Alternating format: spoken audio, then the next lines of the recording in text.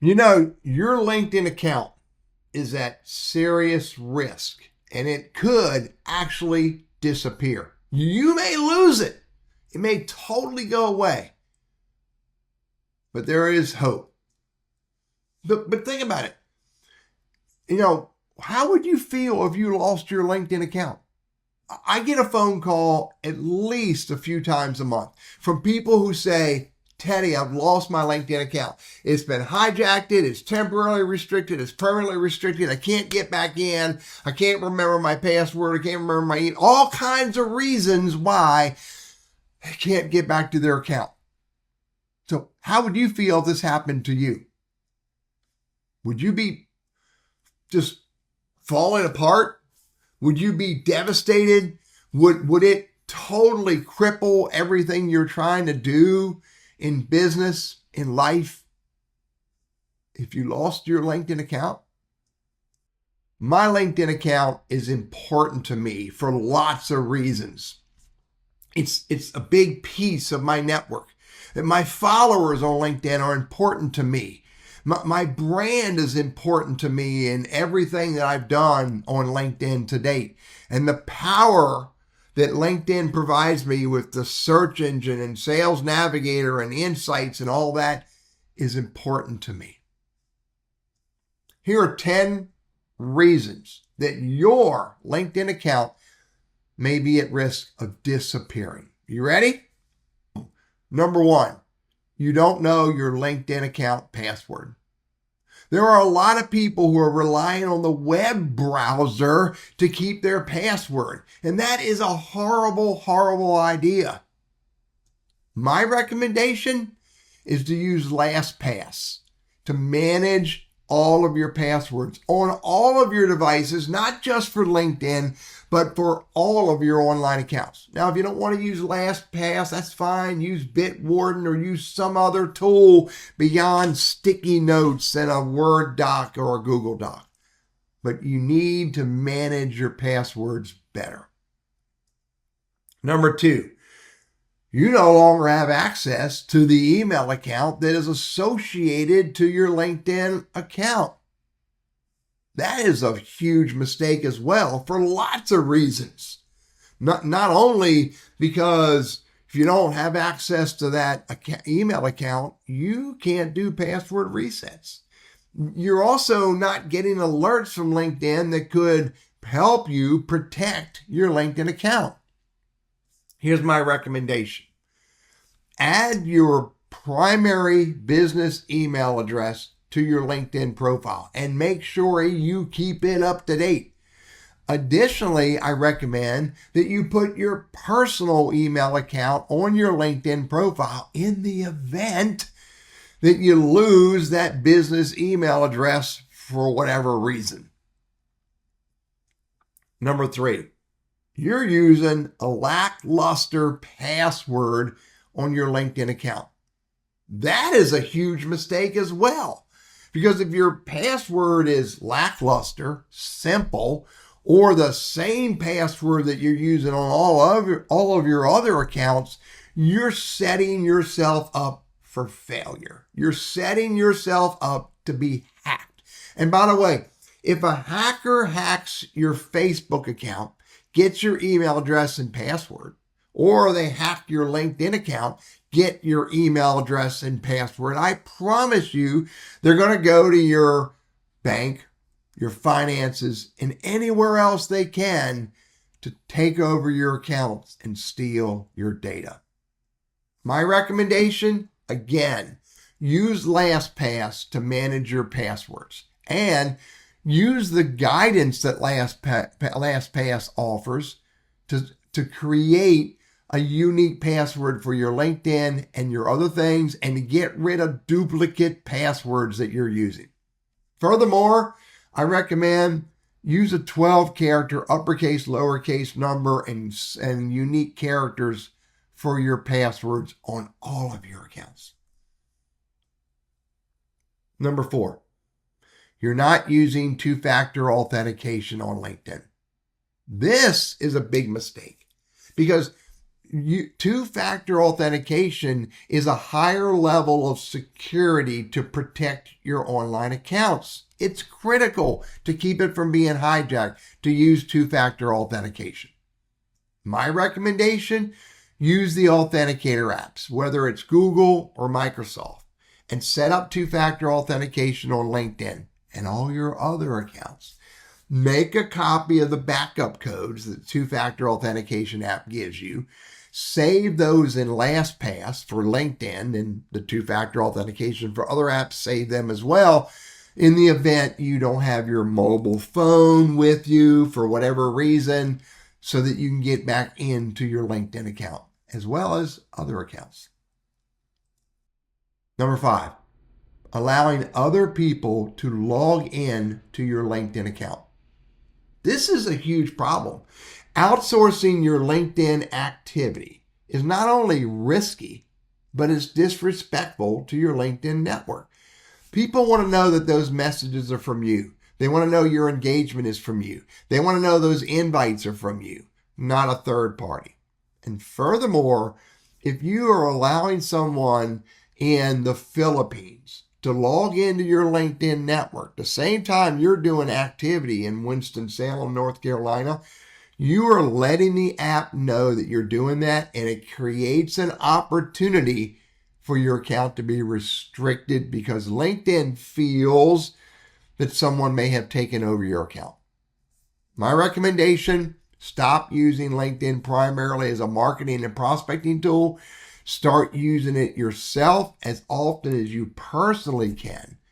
Connect and engage with people who are important to you only, and don't try to outsource your LinkedIn activity in the hopes that you can make something magical happen. It is not going to happen.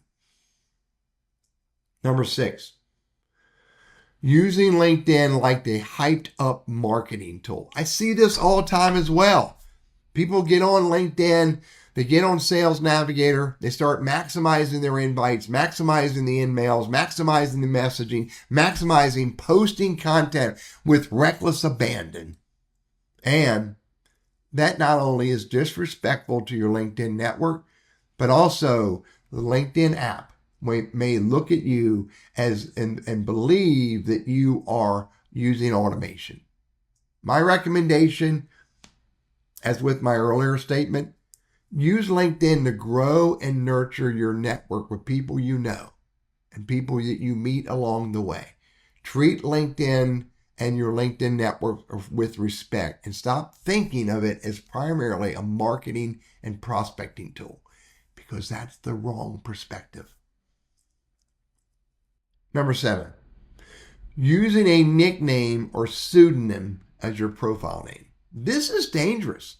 Now, lots of people try to use their name as their company field or their title field, or they use their nickname instead of their personal name.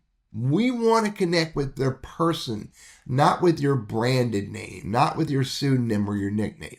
We want to connect with you as a real human. My recommendation is this: use your real name, use your personal name, and validate your LinkedIn account with your government ID. That can help you stymie getting hijacked, and it can also help you make it easier to recover your account if in fact it was hijacked. Number 8, automation. Automation apps, automation extensions. There are a lot of LinkedIn members who, again, think of the site as a marketing or prospecting tool, and they want to push the envelope and maximize the use of LinkedIn with apps. That's dangerous. Don't do that. I recommend you do not use any automations. I recommend that you show your LinkedIn network that you are human. Engage like a human. It's not a race. It is not a race. Number 9, using LinkedIn too fast, although you may be doing it manually. Again, it's not a race. I've experienced this myself, where I opened too many LinkedIn profiles, I sent out too many LinkedIn invites or too many LinkedIn messages too fast, and the app thought that I was using automation. Don't be in a rush. My recommendation, slow down. Mix up the activities. Don't just do LinkedIn invites. Don't just do in-mails. Don't just do messaging. Instead, mix up the activities. Go to that person's profile and open up their contact information. Go to that person's profile and open up their experience section. Go to that person's profile and go look at their company. Then come back and send an invite, an email, or a message. And between profile activities, go do some newsfeed activity. Go look at your notifications and then come back and go to the next profile. Slow down and mix up the activities. Number 10, trying to game the algorithm. Lots of people are looking for tactics that they can use to beat the algorithm, to get more profile views, to get more content engagement, etc., etc. You don't try to game the system. That is a great way to get your account shut down. Now, here's some ways people do it. Engagement baiting. Commenting yes, and or comment with DM me and I'll send you the secret. Or posting irrelevant questions such as what's your favorite pizza topping to get some bogus amount of views on your content. Don't do that.